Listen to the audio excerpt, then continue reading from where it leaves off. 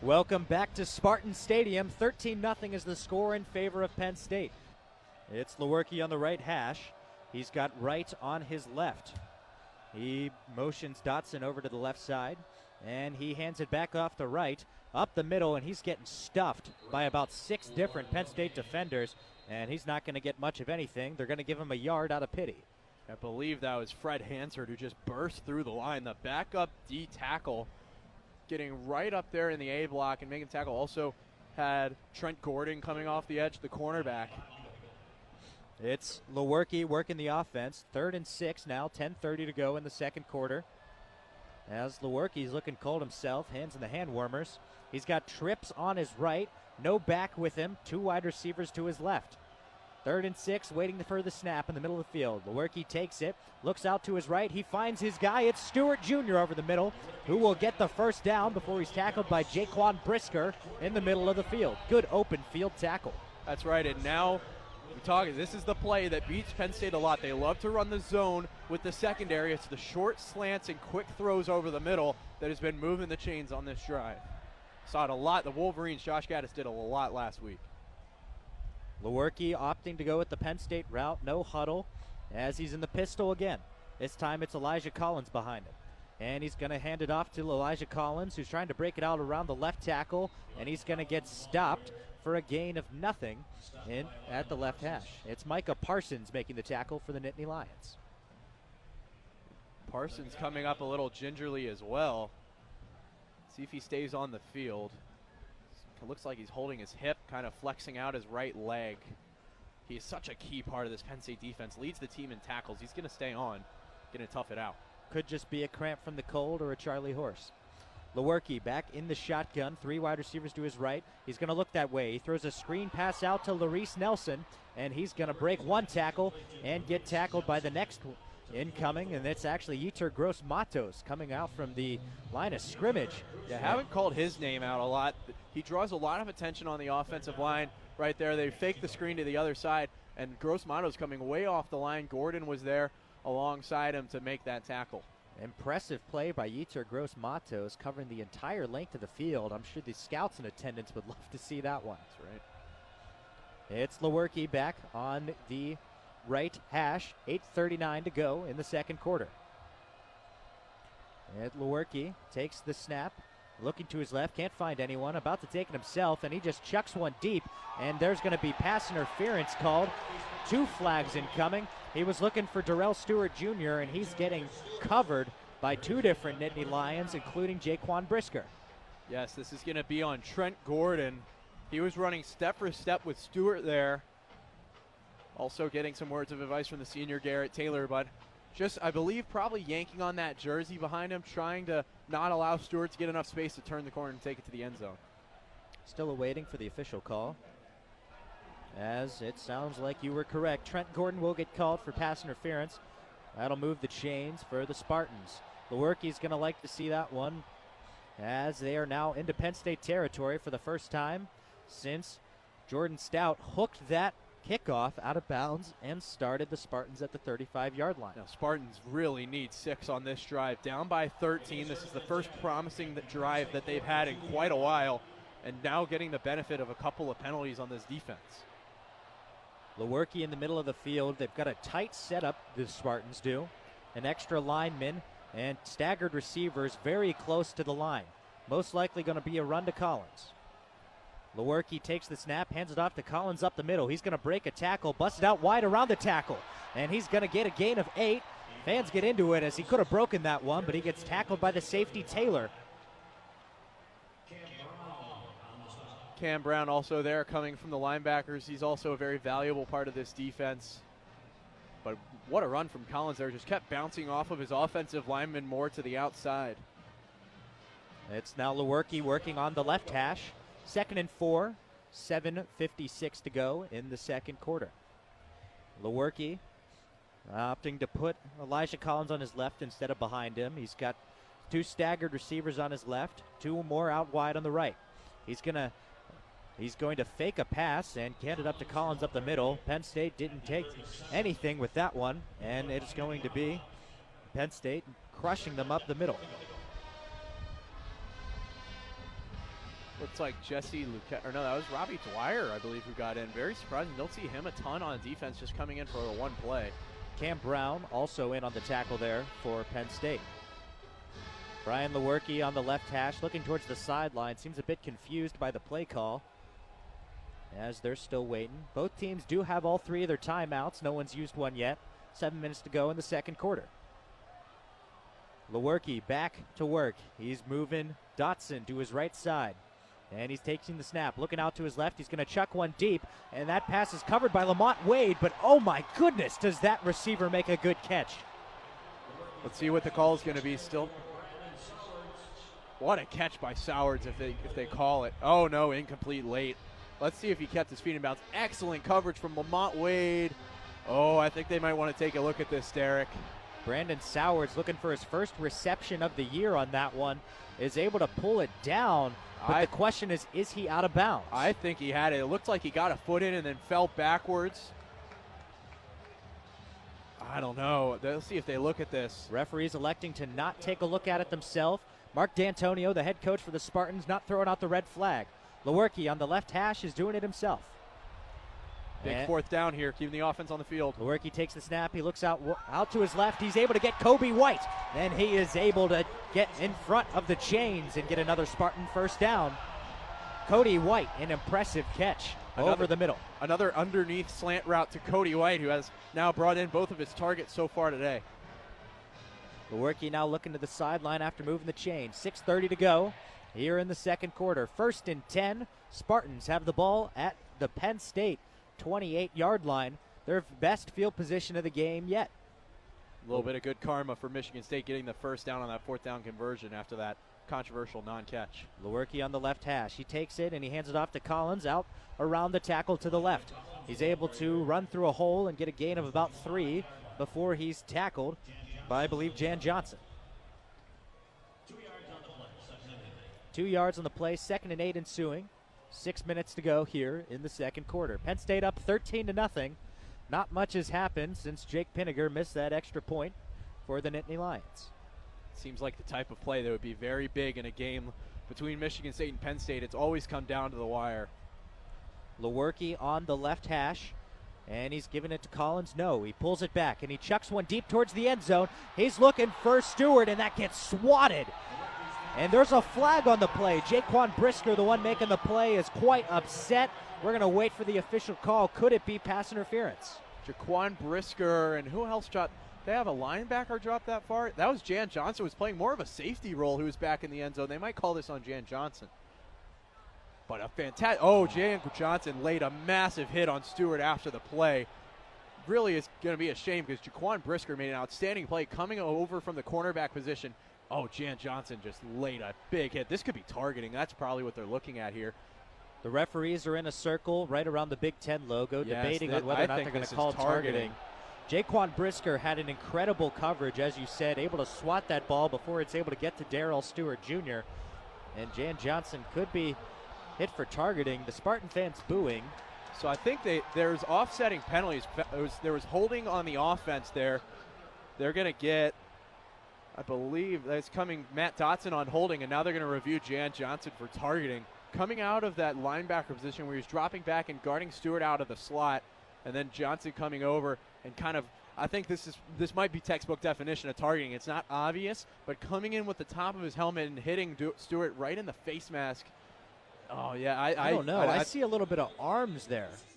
And our top wide receiver for the year may be a little bit of a surprise, but both Derek and I decided on Rashad Ross as being our number 1 wide receiver. People might be up in arms about this. Charles Johnson did have the better stats in terms of yardage, but our argument was Charles Johnson had Jalen Marshall on the other side of him. So the other team's corners couldn't focus purely on him, but Rashad Ross was pretty much all that the Hotshots passing game had, and it turned out he was really all that they needed. Yeah, the big thing that I want to look at is basically we talked about how injuries kind of affected teams, and Rashad Ross, I was the one who kind of convinced you to bring Rashad Ross into the top wide receiver consideration because he was the one getting double teamed for Arizona constantly. Charles Johnson, if you look at pure yardage from wide receivers, there are 4 Orlando wide receivers before you get to number 2 on Arizona, and that would be Richard Mullaney. Obviously, they had an injury to Josh Huff earlier in the season, the Hot Shots, which kind of hurt their stats there, but Rashad Ross was a beast week in and week out, and despite the injuries that he was plagued with, he was still catching 5 or 6 balls a game, even though it hurt him that badly. He's just a beast, and I had to give the award to him, whether or not you agreed. I agree. No, I do agree. He had that performance where he was injured and he got up after every single catch and made vital plays for the Hot Shots to give them the win. So I think in terms of heart for the game and everything, Rashad Ross takes the cake for wide receivers. Now we have running backs. This one was a little harder, I think. No. No, you don't think it was harder. I think it was harder just purely in terms of efficiency as a runner, though I guess Trent Richardson was much more efficient than the guy I had in second place. But yes, our top running back for the year was Trent Richardson. This one should be pretty obvious considering the massive number of touchdowns he had, and he definitely picked up his ability to be more than just a touchdown machine and actually move the ball as the league closed out. But yes, we have Trent Richardson being the top running back for the year. Yeah, I don't understand how you could have thought that was close. Dearness Johnson only had 6 more rushing yards than Trent Richardson. Johnson obviously had a lot less carries because he wasn't the undeniable starter for Orlando throughout the whole season, but Trent Richardson had 11 touchdowns. Put that into perspective, there were 8 games in the season, and number 2 on this list had 6, and that would be Joel Buono. And just, I think those are some incredible stats that you have to give respect to, and Trent Richardson wins it just out of the pure bulk of carries he got. Yeah, the only reason I had Dearness Johnson in the conversation is because he averaged a whopping 5.8 yards per carry on the season, which is a lot. So in terms of touchdowns, yes, he wasn't that great. In terms of yards, he was only ahead of Richardson by a few, but his yards per carry were just massive. That you could also probably attribute that to just the offense that he was playing in. If you give him more carries, I feel like he could have put up the numbers that would have convinced me, but it just didn't go that way, and unfortunately for him, I'm going to have to go with Richardson by a landslide. All right, well, a quarterback where there should be really no debate for who the top quarterback is, and that is Garrett Gilbert. Sleeping on Johnny Manziel, I see. Yes, I'm sleeping hard on Johnny Manziel. Yeah, there's just no debate here. It's got to be Garrett Gilbert, and number 2 personally would have to be John Wolford in my eyes. Even though he had that slump in the middle of the season, it just had to go with Gilbert. Gilbert had the most completions in the Alliance. He had an over 60% completion rating. He was the only quarterback to throw for over 2,000 yards, had 13 touchdowns. He only threw 3 picks, and I believe there wasn't a single game in the Alliance where he threw for less than 200 yards, and that is a feat in itself, and he's got to get that award in my eyes 10 times out of 10. And I'll tell you, Derek, too, it's just like it's been back and forth, not very sustained possession in this period as well. Something that's been a familiar theme, and it's still really cold in here, too. The 2-10s at center ice, it's Vasco and Welch. Mercyhurst wins the faceoff with Vasco. Penn State trying to attack down the near boards this time, and they get pinched off, not even getting it through the blue line. Mercyhurst will keep it and dump it back to the Penn State defense. It's Gangarosa. Gangarosa tries to go point to point. Bad pass. Mercyhurst is on the puck now. It's Nellis. Nellis cross ice to Newtonen. Newtonen takes a shot. It's in the back of the net. Mercyhurst goes up 2-0 on a slap shot by the Finnish national prospect, Emma Newtonen. Oh my goodness, what a rip from the left dot in the Mercyhurst zone. That thing had eyes. It was rising. You heard it hit bar 2. It was bar down. What a shot by Newtonen. Oh my goodness. It all goes back to the bad pass by Renee Gangarosa, trying to go point to Heminger. She just doesn't put enough power on it and fans on it, and just like that, she gets dispossessed. Sarah Nellis cross-ice to Newtonen. Newtonen has one heck of a slap shot into the top right corner. You might be seeing that one on ESPN. What a beautiful shot. Burke had absolutely no chance of getting that one. Absolutely zero. It's 2-0 the score now in favor of Mercyhurst. 14 minutes to go in the third period. Penn State needs one, and they need it fast. Mercyhurst in the offensive zone, though, as Penn State will take it and try and make something of their own. Could the goal bring life into a Nittany Lion team that has been pretty lackadaisical so far? Madsen down the near boards, dumps it around the ice, around the edge, and Mercyhurst will win it back. And they lose it off of an errant pass in the middle of the zone. Penn State will dump it yet again into the Mercyhurst zone. This time they win the race. Penn State in the near corner as they lose it. And Mercyhurst will attack down the near side. And they'll lose it yet again. Plenty of back and forth hockey right now.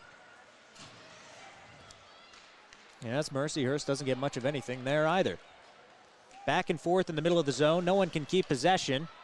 And this time, Penn State's defense, another errant pass, gets it up to Rankin. Penn State's first line on. They can't make passes with each other either.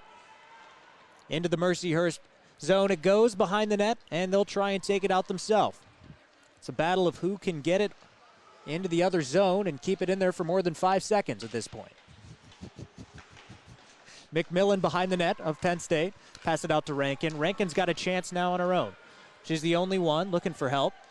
And she'll wheel and deal. Backhand chance. Great defense right there by Rachel Marmon. And Mercyhurst will win possession. And that puck will scurry into the bleachers by us. And we will get a face-off. 12:35 to go in the third period. As members of the Roar Zone will now run out and try and collect that puck. No one on this side, of course.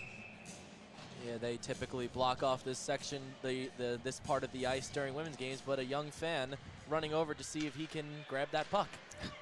Penn State wins the offensive face-off, and it'll actually go beyond the blue line, and they'll have to reset. Gangarosa on the puck in the defensive zone. Pass it up to Heising. Heising facing some tough defense in her defensive zone. Heising on the puck again, and she's not able to receive that pass. And Mercyhurst will get a chance of their own to reset. Nellis on the near boards is being fought with another Penn State player. Plenty of them around there. As Newtonen could have a chance here, and she'll just dump it behind Chantel Burke's net. Penn State trying to reset. Gangarosa down the right side to Weiss. Weiss cross ice to Rankin. Or that's actually Natalie Heising still on the ice. Long shift for her. And Mercyhurst will dump. A lot of dump and chase going on right now. 11:40 to go in the third period. 2-0 to score. That could have been too many players on the ice right there for Penn State. No hand signal from the referee. As Mercyhurst is battling and dumps it into the offensive zone and into the hands of the Penn State defense yet again. Another dump will go to the Mercyhurst defense. And back to the Penn State defense. It's almost a cycle at this point. Just back and forth they go, back and forth and go. It's just like, you want the puck, no, you want the puck. I take the puck, no, you take the puck. There's no sort of possession, and Mercyhurst, their 2 goals have just been mistakes by the Penn State defense. Not much sustained possession in this game. Penn State could have a chance on offense now as it's Brooke Madsen passing it behind the net to Shane Nelson. And just like that, Mercyhurst wins possession, and they can clear their lines. Out in the middle of the ice, Penn State wins it, and they'll try and dump it back into the offensive zone, but that's not going to happen through not. Mercyhurst has a chance. Shot blocked in front of the net. That shot was by Emily Pinto. She was the only one against Penn State's 3 defenders. Penn State now behind their own net, trying to reset. Their attacking forwards are coming very close into their defense, as all of their long passes seem to get picked off. As right there we see a shot by Rayoum, thrown into the glove of Chantel Burke.